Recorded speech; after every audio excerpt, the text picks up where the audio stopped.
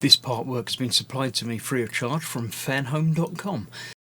Please pop along to their website and see all of the other build-up artworks that they have to offer, as well as other collections of collectible things.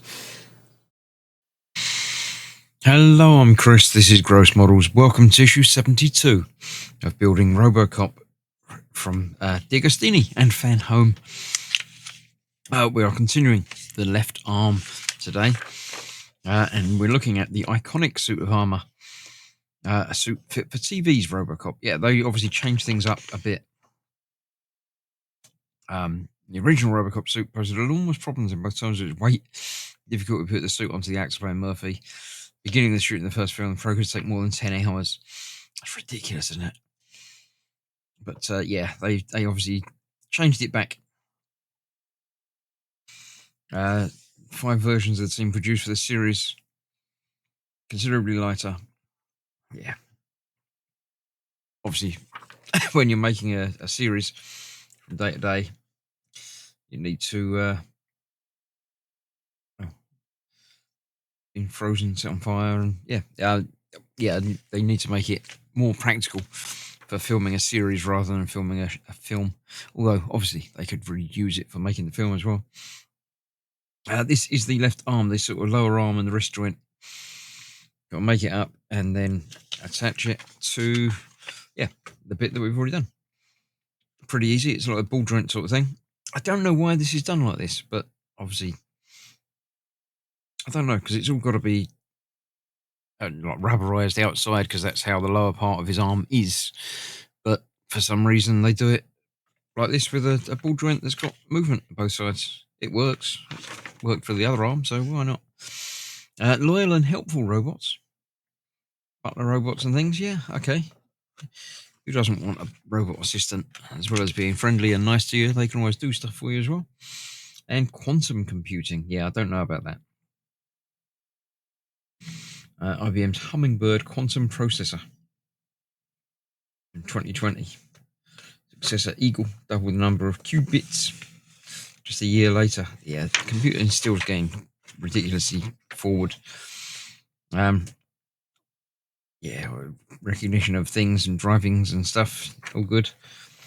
What's that? This is the Rigetti Aspen series, 32 qubit quantum computer. It sounds like something from science fiction, but it's real. So yeah, let's clear this out of the way. Let's get this arm built.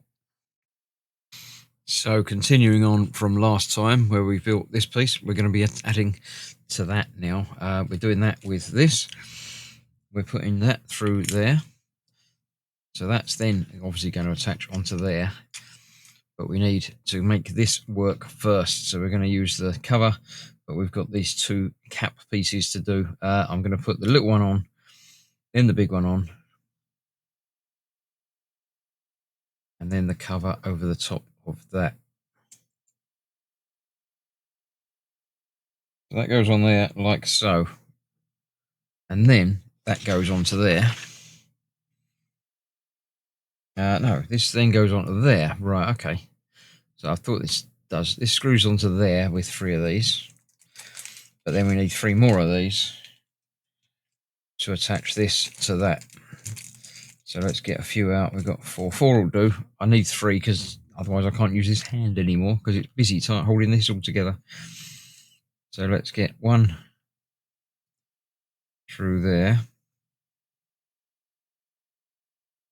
Come on. There we go. Right. So 1 in there. I'm not going to tighten these all down yet. I'm definitely going to get them all in first and then tighten them down evenly. Now this is a joint that doesn't need to be moved very much at all. It's not got much movement to it. So this can go pretty tight. So let's get, I only got 1 in at the moment. I thought I had the second one in, but it didn't go in very much. So let's try that again. Come on, here you go. Proving somewhat difficult, but we'll get there.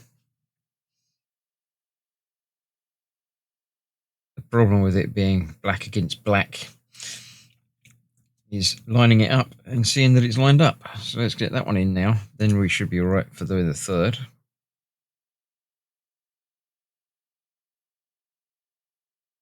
Which will go in there. That lined up. There we go. So that's that. So that's got movement, obviously, in the ball joint there. Excuse me, there. So let's get these tightened up in sequence. So I get that a couple of turns in there, and then go to the next one. A couple of turns in there, and then the third one. 2 or 3 turns in there, and then we'll come back and do each one. Again, get that fully tightened. That fully tightened, and the final one fully tightened. There you go. So that will now move, but it's going to be quite tight. It's not as bad as I thought it was going to be. That's okay. Before I get that in place, let's get the other 2 screws out from that. Leave the spare for now. So this is going to go on there.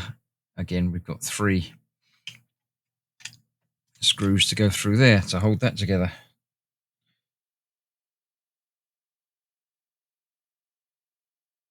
One of them in. Oh, come on. Stay lined up. Find the place you've got to go and get in there. There we go. So that's one in. Let's get the other 2 in, and then once again, go back round and tighten them all up.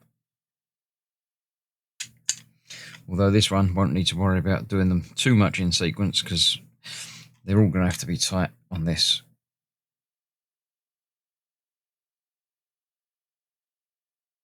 Go, that's the second one. So the third and final one down the bottom there.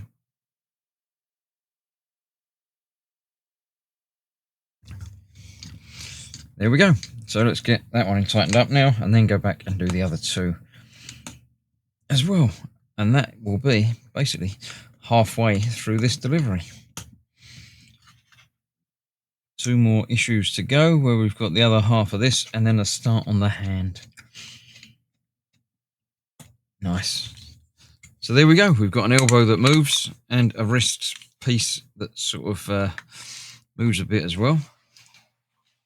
So there you go. That's that. Thank you very much for joining me. I'll see you for the next one very soon. Stay safe. Bye-bye for now.